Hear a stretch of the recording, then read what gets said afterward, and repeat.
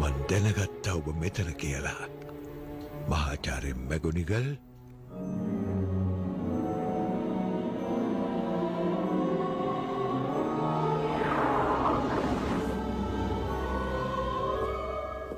සුබ සන්ධ්‍යාවක් මහාචාර්ය ඩම්බල්ඩෝ.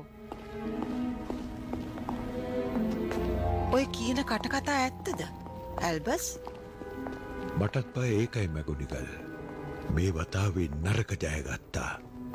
එතකොට ළමයා? හැග්‍රිඩයව ගේනවා. ඔයා හිතනවාද මේ වගේ බැරෑරුම් දෙයක් යාට බාර දුන්න එක හරි කියලා? ඔව් මැගොනිගල්. හැග්‍රිඩ් මගේ පනටත් වැඩිය මට විශ්වාසයි.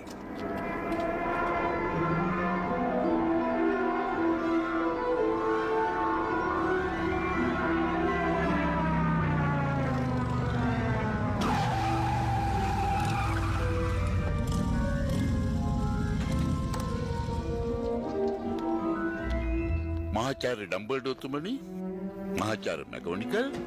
මොකුත් කරදරයක් වුණේ නෑ නේද හැග්‍රිඩ්? කිසි ප්‍රශ්නයක් නෑ. මේ බලන්නකො ගුලි වෙලා සනීපෙට නිදාගෙන ඉන්න හැටි. හැරෙයිද දන්නේ නෑ. ඔන්න අල්ලගන්න.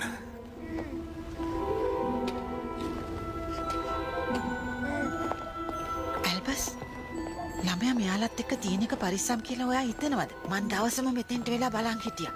මෙයාලා තමයි මං දැකපු නරකම මිනිස්සු. ගණ්ඩ දෙයක් නෑ. ඒ වුණත් මෙයාට වෙන කවුරුත් නෑනේ. මේ ළමයා දවසක ප්‍රසිද්ධ වෙනවා. එහෙම කෙනෙක්ව මේ වගේ තැනක තියෙනක හොඳයි කියලා මම නම් හිතන්නේ. ඒක ඇත්ත. ඒ වුණත් මෙයා ලොකු මාත් වෙනකම් වෙනම හැදෙන එක තමයි හොඳ.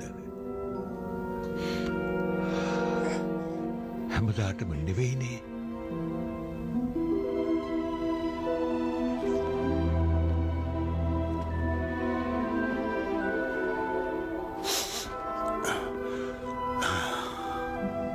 ඇයි ඔය මොකද හැග්‍රිඩ්? මේක සමුගැනීමක් කියලා නම් හිතන්න.